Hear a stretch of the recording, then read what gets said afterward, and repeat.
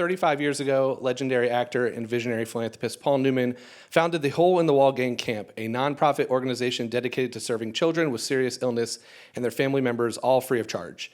Today, 3 camp champions are here with us to share all about the evolution of Hole in the Wall, the impact of the programming, and why the mission matters. So please help me welcome to the stage CEO Jimmy Canton, board member Anna Villafañe, and advocate Luke Wilson. All right, so let's kick it off. The Hole in the Wall gig was founded by Paul Newman in 1988. Can you share a little bit about the original vision of the camp and kind of how the spirit continues on today through what was founded in 1988? I'd love to. There's this famous quote that Paul shared about the motivation to start camp, and it goes, "I wanted to acknowledge luck, the benevolence of it in my life and the brutality of it in the lives of others, made especially savage for children who may not be afforded a long life to make up for their bad luck."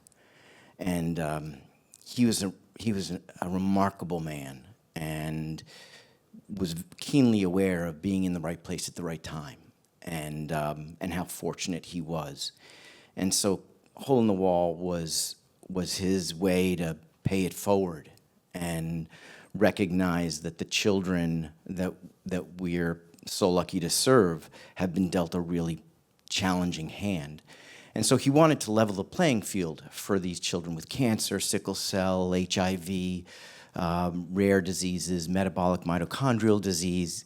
They get all their treatments at the camp. We have an infirmary of doctors and nurses. They get chemotherapy, oral chemo, blood transfusions, infusions.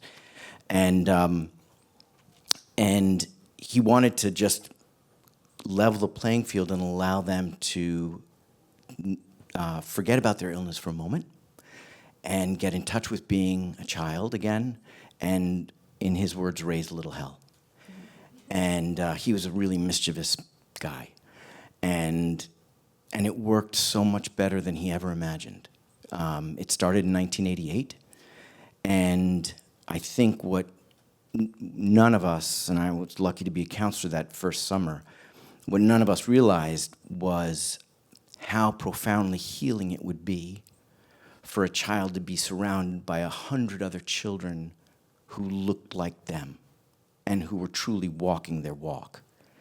And a lot of hell was raised, but that sense of connection and to look around and realize I'm not the only one, and look, they're doing well, or look, they have it so much harder, just was healing and centering. And so that community and that play is what Paul referred to as a different kind of healing. And so we've continued to grow programming over the last 38 years. We started with 288 children. This year we'll serve thousands of children and family members, nearly 50,000 healing experiences this year alone, serving children from Boston down to Washington, D.C. And whatever we can do to create that sense of community allows our children and their family members to realize that they're not alone. And that goes a long way in contributing to their healing. So, Anna, can you talk a little bit, you had camp experience as a child, and so a little bit about how your camp experience almost was part of the formative part of what you do now as an advocate. So I was a camper myself. The camp has expanded to have a network even further than this region. And so I went in Florida to Boggy Creek, and I remember just it gives you this sense of, in a classroom or even at home, when you have a serious illness as a child, you feel really isolated and you feel like an alien and you feel like you can't really relate. I couldn't relate to my peers or my siblings, and so camp did provide this magic where suddenly I had a place to belong, which I think any group needs a place to belong, and people in general need a place where they feel that they belong in order to feel empowered, in order to find out who they are, in order to feel like they can add something to the world. And I think that the pipeline from camp and performing at camp and just being a normal kid at camp to becoming an actress was 100% related.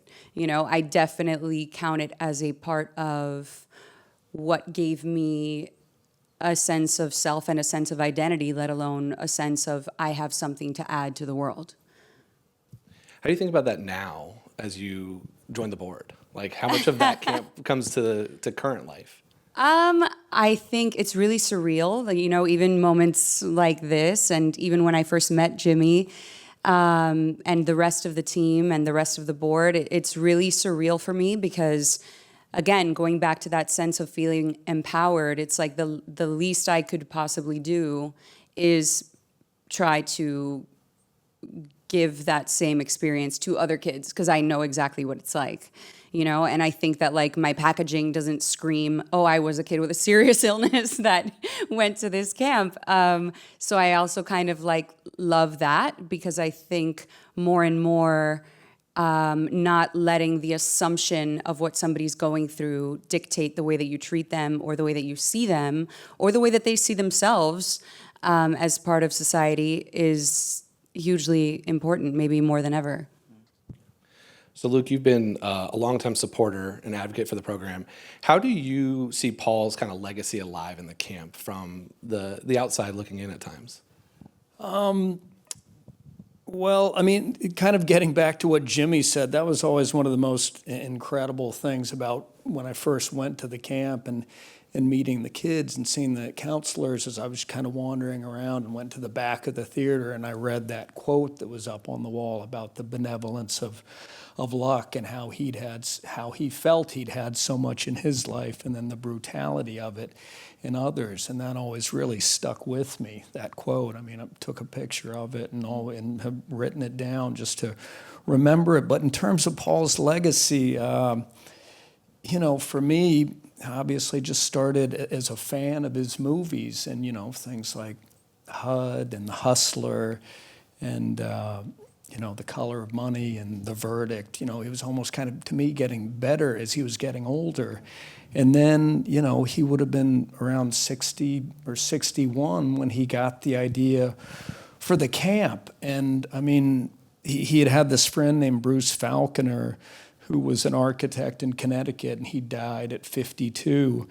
And, you know, Paul had, you know, was just thinking to himself, gosh, this is so terrible how this happened. And then that led him to think, well, what about, you know, someone who's 8 or 10 or 12 years old who never got to have the life that Bruce did or get to be an architect or have a job or start a family? What about that? And that's one of the things that I think had led him to the idea of the camp. So to me, in terms of his legacy, I mean, it's pretty incredible that what he's done could make all those classic movies seem like, okay, those movies are great, but this is really something. At least that's how it seems to me. And just kind of an incredible guy. There's a really good book about him that you know, came out through his family called The Extraordinary Life of an Ordinary Man that came from these recordings he'd made. And I mean, I wrote down a couple of them. But just, there's a great quote about him from John Huston just saying what a good person he is, very talented, but also very ethical. And I think, you know, that he was someone who had struggles in his own life and struggles with his family where he had lost a child, and that somehow he found it in himself to follow through on a great idea. I mean, I think we can all identify with having a great idea, but the follow through that it takes. And then also, you know, excuse me, somebody like Paul, I'm sure, you know, this is before the day when people did commercials and things like that. And, you know, he came from like the school of like, you know, Marlon Brando and, you know, Jack Nicholson, where, you know, maybe Steve McQueen did it, you know, a Honda commercial in Japan. But, you know, for Paul to kind of, you know, put his money on, you know, put his face on, you know, lemonade and popcorn and salad dressing, and then go have to ask for money from, you know, different people, and going to, you know, Anheuser-Busch to get, the $800,000 to build the incredible, dining hall they have there. And then he wrote a great letter to Anheuser-Busch saying, he did the numbers, and based on when he started drinking beer at 18, he'd had over 200,000 cans of Budweiser, and that it actually worked out to a pretty good deal for them. And with Paul, he used to come to camp and walk around camp. The only food fight we ever had at camp was started by Paul. And he was so, you could just see the wonder on his face when he would walk around, that it was so much more than he ever expected it to be. And the joy is off the hook. And campers not knowing who he was, where he loved that too. There's a great picture of him, in the dining hall where a kid's talking to him, and Paul has an expression that you've never seen on him in any other photograph, where he just seems totally open. Oh, he was Uncle Paul. And there are random shots, pictures of Paul in every cabin. And so we suggest that Uncle Paul is always around. And but there's a very funny, quick story. He was sitting at a table with some campers, and the Newman's own lemonade carton was on the table. And so this child was looking at the picture of him and looking at him and looking at the picture. And he finally said, "Mister, are you lost?" Yeah, a true story, true story.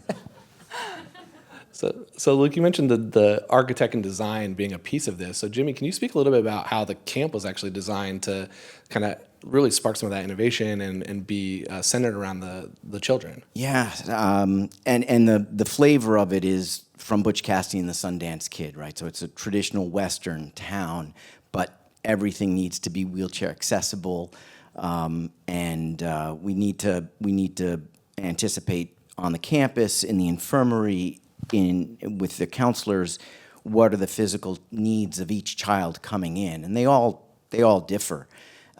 So how are you thinking ahead to make sure that every child is included? If we as a staff fail to anticipate that, and a child feels excluded, then we as a staff have failed.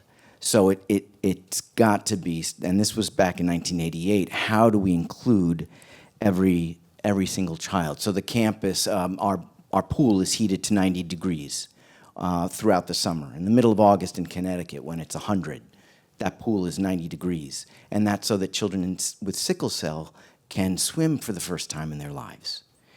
And our horse barn has a ramp for children in wheelchairs to be able to get them on with special saddles that'll hold them up tight. And the number of walkers all around those horses needs to be a certain amount because of perhaps the body weakness. Our climbing tower has to have assisted belays, so that a child who's had a stroke or a child who has had an amputation can climb the tower with whatever part of their body has strength, and then the other part of their body is compensated with the counselor who can help them ascend to where they can grasp with their strong limbs again. So everything around the camp has to anticipate some physical challenge, and it's just and it's such a happy place because you can see that when those children are included in things that they've never thought that they could do, there's not only a deep joy, but there's a spark of, I can do that. And capability is fed, right? So possibility is fed. So I have to say, how tall is the tower? Or Ashford? 40. I think it's about 40 feet high. Okay, so imagine, if you will, in your mind's eye, I'm there in May, and we were doing a family weekend, and my boyfriend and I, we were just kind of observing, right? And there were a number of families there, so the child, siblings, parents, and one of the most impactful moments was witnessing a child who, with mobility challenges, wouldn't have otherwise been able to get up without this system that is specifically tailored for this child and children like them to get up there. But watching the mother experience that and getting to, as a complete stranger, watch this mother watch her child experience climbing the tower and getting to the top and then zip lining down. So again, things that can't gets kind of eradicated from the vocabulary. That was major, and she was just like crying, and she was so excited for her child to have that experience. That was like etched in my mind. I'd love to hear from all of you kind of around that same topic, which is this camp, obviously you focus a lot on the campers, but it's the whole family, parents, siblings, and everything involved. So you've all had very different experiences, either working there as a camper, as an advocate. What have you seen for like the whole family's perspective of how this camp is able to support beyond just the child too? Just as an outsider, for me to see something that is so perfectly run, and Jimmy has fine-tuned it over the years with the help of incredible people. But I think probably whether it's a movie or a company like Google or the government, to see things that are difficult to run well, and to see something like this dealing with such serious issues that they really anticipate and have great people and really fine-tune things so that they run well. And one of those things, and the first time I learned about it was how they take care of the siblings of the children that are experiencing the hardships, how they have a special program for them. And that just seemed so thoughtful to me, and so kind of obvious once once you'd had the idea, but just how it just seemed like an incredible idea to me. And then you think about these families where even the kid that's not experiencing the hardship can feel forgotten, or that all the energy is going towards the child that's going through the hardships. And it's just seemed that's what the camp does, dozens and dozens of things like that. And Jimmy was just telling me about a bereavement program they have now for when, throughout the year, taking care of parents whose child has died, and where they're around other families and can, be around other people experiencing the same things. With the siblings and with the parents, I think early on at camp, we started as that summer camp program, traditional summer program. So it was just children with illness at that time in those first years. And very quickly you saw that behind every one of those children was a family in crisis. So whatever we could do to extend that healing love and touch to that child's family could have a rippling healing impact on the child with illness, on the diagnosed child. One of the times that came screaming out loud was in the last 10 years or so, we started to run family programs. So we have our traditional summer program, and then our fall and spring are filled with family weekends. And one of those extended weekends we had for children with progeria. And progeria is the rapidly aging disease. All those children will pass in their adolescent years. And they're physically very, very different, and so stigmatized throughout their lives, their short lives.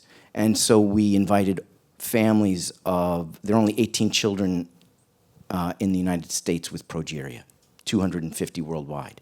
And so we invited those families to come to camp, and over 2 consecutive years, we saw every child in the United States, Mexico, and Canada. And only 2 children had ever met another child like themselves. So not only was that liberating and healing for the children, but we had the parents and the healthy siblings join us. And so you could imagine the lifelines of support that were cast from one parent to the next, from one healthy sibling to the next, to connect on things that they were really struggling with. How do you care for their teeth? How do you keep them warm? So these conversations, that's the other beautiful part of the family program, is the joy, the experience of the parents witnessing their child thriving. And then the other part is this incredible networking that's happening between people who have truly walking the same walk. That's so unique and so hard to find in your local community. I have to say, I am not an only child. I am part of a very big, very loud Latin family. And when I would go to camp, first of all, it is free. So that in and of itself, a week of a sleepaway camp in this like Western, you're riding horses and fishing. Not a fisher, okay? Fishing and doing woodwork and all these activities. They also had an incredible theater. Doing all these activities that I would not have been doing at home. And my siblings didn't believe me. When I would come home and tell these stories, they're like, sure, yeah, you and your horse, or whatever. And so it was this really, there's already a divide, right? Because they don't have the illness, or not a diagnosed illness or whatever. But you already feel different, and so the addition of the family programs for me, as they're newer, so we did not have that, or at least we didn't participate. But it's so beautiful to know that exists now, because the whole well-rounded experience of what camp does for us as the individual kids, but then for what it could provide to everybody is sensational. And I'm really happy that as an adult going back into the camp world, that my first experience and going to visit camp was during a family weekend because of exactly that, because I always felt like it was this private, safe place for us.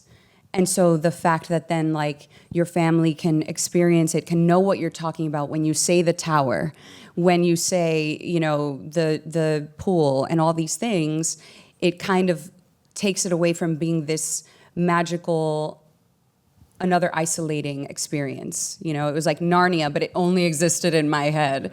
So I think it's a huge, major addition. So you mentioned a little bit, Jimmy, about certain diseases, hardships where it's 200 or so. How do you think about how to expand and be able to have more opportunity to service everybody that's in need, with all the different types of children that you could service and families you could service? Yeah, it's a great question. There's so much more. We will never tire of being able to think of new ways to serve. And that also was a reflection of our founder. He was just a very innovative, entrepreneurial guy. So he wanted to try things, not spend too much time in the planning, but just try it. And so what started at Hole in the Wall on site as a summer program went to a year-round program, relatively on site. Then when we filled up every bed, we realized there were more children that could come that wouldn't have a bed. So how do we go to them? We started a hospital outreach program. Today we're in 40 hospitals between Boston and Washington, D.C., with a team of 30 full-time staff who do nothing but bring camp to a child's hospital bedside. And then we have our home care program. If a child's declining in health, we'll set up a day camp in their homes so that they can remember camp. We'll do activities in the local neighborhood, inviting families that don't know one another that we know should know one another. And then the latest is this new campus. We were gifted this magnificent site in Queenstown, Maryland, on the eastern shore of Maryland, to create a second hole-in-the-wall campus. And that one will be much more family focused from the very beginning, and will be much more focused on ultra-rare disease. In addition to cancer and sickle cell, it will have a stronger focus for ultra-rare disease, inviting the families. And I think for us, there's so many illnesses, so many rare diseases to consider. You could have you could have multiple camps just for children with sickle cell. So how do you decide? And I think on this new site, what was so moving to us was, if Paul started it today, what are those illnesses that are incurable, moderately treatable, if treatable, profoundly isolating, and physically very altering?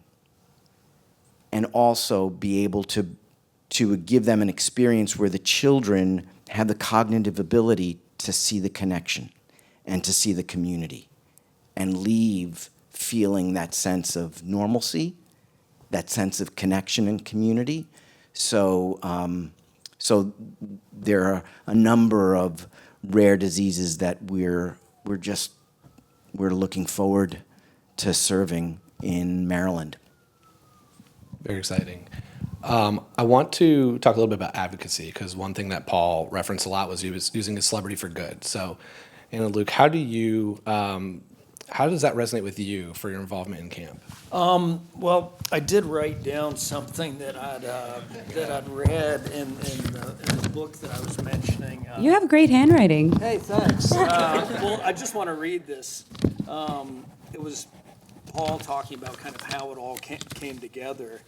And he said, now who can explain that? Who's going to know how the recognition of the pluck of those camp kids have and how they deal with their lives simply triggered an unknown and previously unresponsive mechanism in me, a mechanism that opens a door into myself and lets me actually see what might be lurking there. Then you simply change. The answer may just be, it was time. Suddenly, here I am, an atheist, a non-metaphysicalist who finds himself stuck right in the middle of God. It's weird, it's human, and it's inexplicable. I think that's the most, incredible thing is how Paul, like I was saying, this is a guy who kind of lived in Connecticut and, with Joanne, and kind of had a quiet life, I think, and was not a part of the Hollywood scene or the New York scene. And,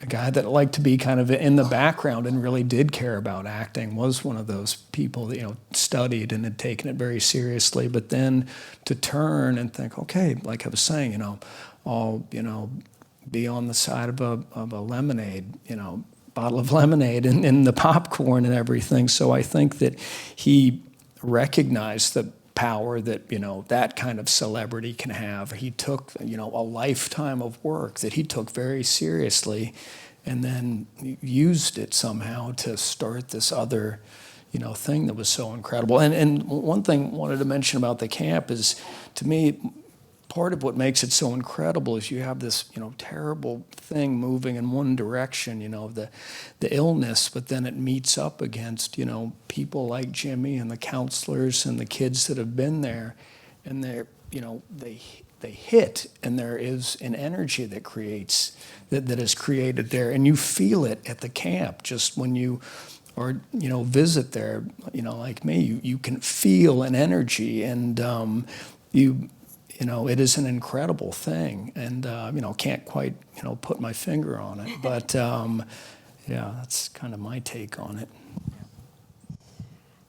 I feel like I didn't really have a choice in the matter. I think as I started working and as I started becoming more and more of a public figure, my desire to be an artist, or, well, not desire, you're either an artist or you're not, it doesn't matter if you're working, but my artistry led me to be in a position that people started to listen to what I would say. And again, I think tapping into that, it's a little scary because it's not necessarily, I wouldn't say society is going in that direction, but the reality is we're human, and I think human connection is what everybody is after, whether they want to admit it or not. And I think for me, as a kid who grew up with a disability and who still has a very active disability, I'm one of the lucky ones that, it's a double-edged sword, but I have an invisible disability. But every single person is one life event away from becoming disabled. And a child, when you look at children, I think that the inherent human instinct is to care for that child. So then it's almost like this perfect cocktail. If, a child who's going through something that can't go away, still deserves that childhood, and I think that being a product of that myself, 2.5 years ago, I got a hip replacement, and when I was on the couch, I was like, well, this is awful because I'm very restless. I need to be doing something. And so I sent an email, and I was like, how can I get involved with camp now from this side of the table? And I wasn't looking necessarily to be on the board. I just wanted to volunteer or do whatever I could do. And one thing led to another, and here I am. But it wasn't necessarily like the angle I was going for. But now it just feels like the perfect fit of what to do with all my energy that doesn't go toward work, and also one thing can help the other. So as I keep working and hopefully continue to have a platform, like how can I use that for good rather than just being another person doing the same thing, and it comes from a very real place. And there's multiple ways, I think, to do that, whether you're a public figure or whether you're not, which, perfect segue, I am running the marathon in November for camp. Didn't know that. I know you didn't know that. We kept it a secret until Holy today. mackerel. I know, so I'm very excited. How many years since the hip replacement? Does your hip know? Holy, yeah. She knows. She's Wow. coming. It will be at that time, because it's November 2nd, it'll be exact like 3 years and 2 weeks. Amazing. Yeah. Thank you. Yeah, I'm Awesome. excited. I'm Awesome. excited. So yeah, anybody can do those things. You know what I'm saying? Well, that was going to be my next question. What advice would you give to people who either have a platform or don't to use, their voice for good? Send the email. Find out what you're passionate about, find out what you care about, what makes you a little bit extra excited to get out of bed in the morning, and it can be anything. I don't think there's a shortage at the moment of people who could use you. And so send the email, and you never really know where it's going to lead. And even Paul, he was 61 when he started this, and then, to think about all the counselors that, Jimmy had started as a counselor, and he then became camp director, and now he's the CEO, but they really are incredible counselors, and I'm sure there's quite a vetting process because it takes a special person, but yeah, I think... It's such a privilege to be there, and I think Paul set that humble example of to those who were given much is expected, and I think one of the things I saw as something that we might discuss is what has camp taught you and what's it left you, and for me it's just it's a constant reminder that life is short. And life is fragile and unexpected, and like you said, it can take turns, good or bad. So being involved in something that advances good, that leaves the world a bit better than you find it, is if we have the capacity to do that now, then it's incumbent upon us to do as much of that as we can. So I love that question. I had it ready for you. What lessons have you learned from camp that you've brought into your personal and professional lives? Well, I mean, there are a couple of things happened to me my first couple of days at camp. That one was I was with some boys, and one of them had said to me, "Oh, where's Owen?" And I said, "Oh, well, Owen's not here." And he said, "Oh, when's he get here?" And my heart just dropped. And this was my first day at camp, and I thought, what am I doing here? Owen should be here. He's done these Cars movies. These kids would love to see him. What am I doing here? And then the kid said, so Owen's not coming? And I just said, no, he's not. And he just said, hey, that's okay, I'm kidding with you. And I was like, okay. And then later that day, a kid was in the infirmary. He wasn't feeling well, and he was hooked up to an IV. We were just kind of talking. He reached for something on the bedside table and knocked a few things over. Then he said something. I couldn't quite hear what he said, and leaned over, and he said, clean up on aisle 5. And I thought, okay, this is a great place, where you realize what a big part humor plays in it, and that it is a normal camp, right down to, I was thinking this morning, I can remember seeing a kid that was from, the city, and he was really homesick. He'd really never been out kind of in nature before, and so he was feeling a little down about that. And then, of course, saw him later in the day, and, you could see he was making an effort and was having a little more fun.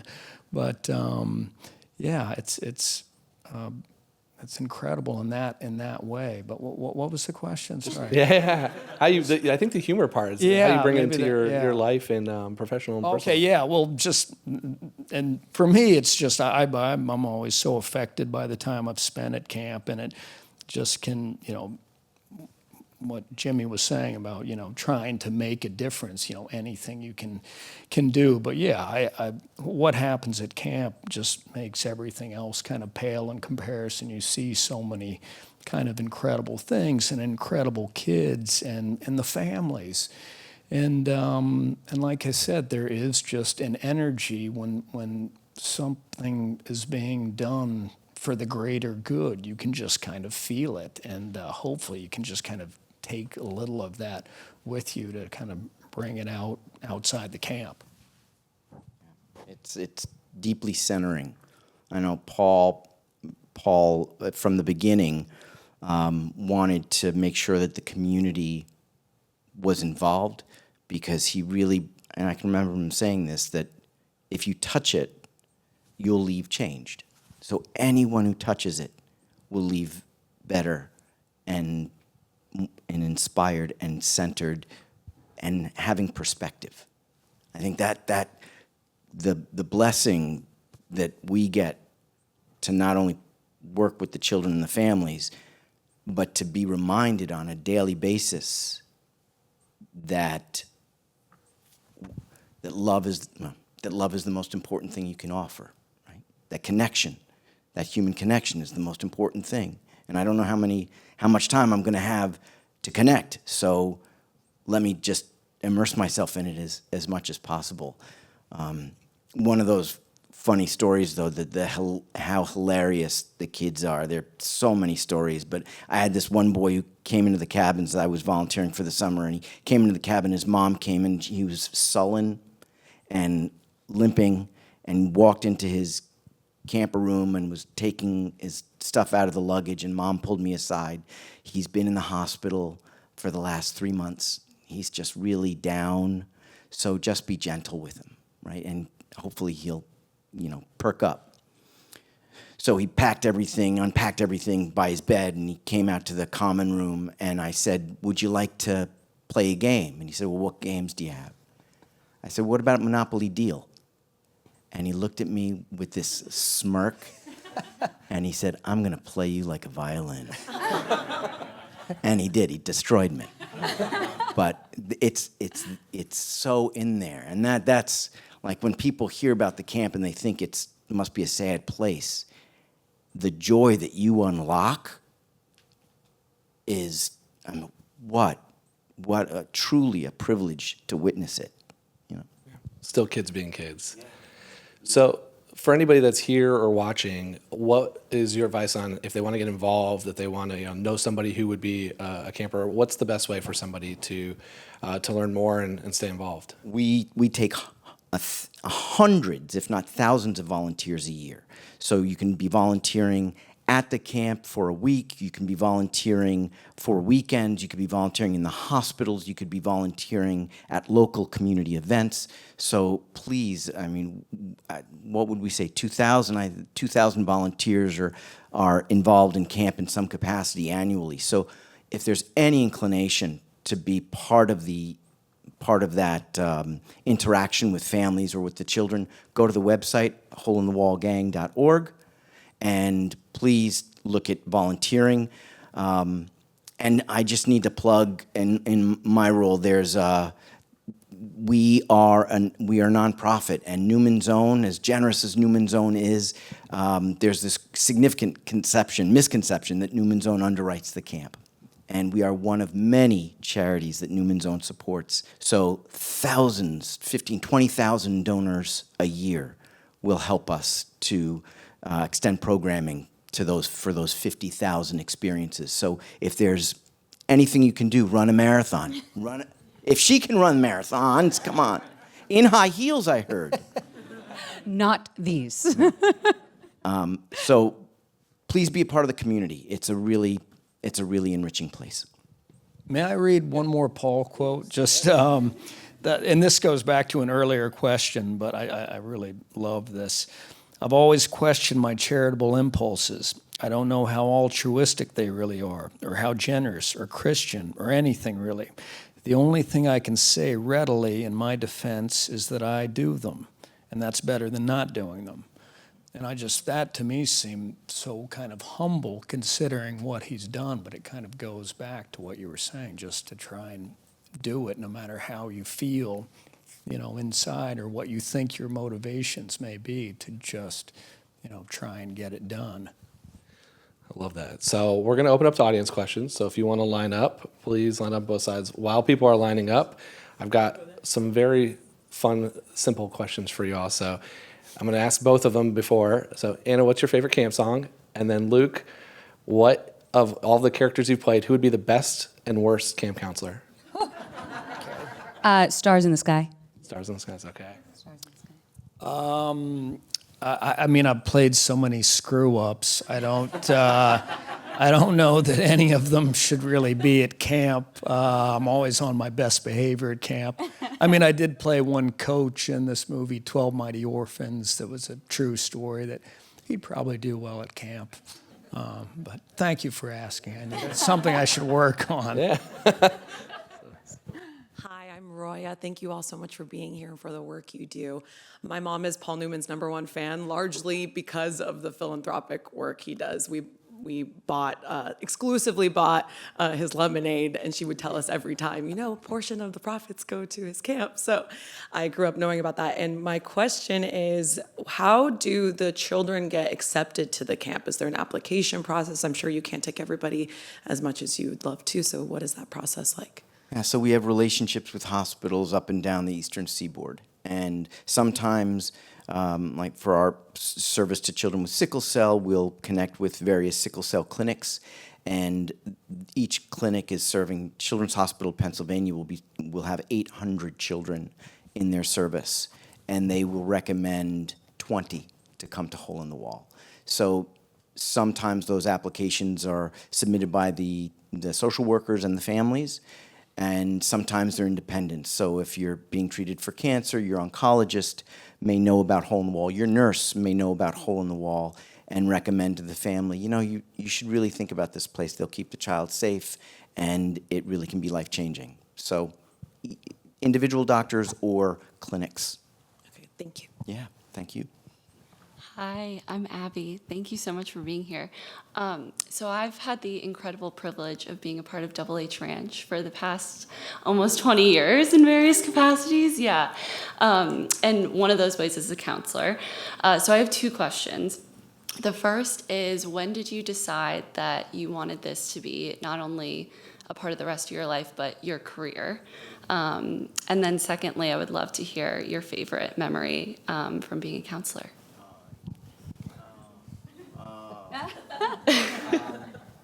My experience is when your plans fall apart, that's when the most beautiful things happen, right? So I thought I was going into the State Department.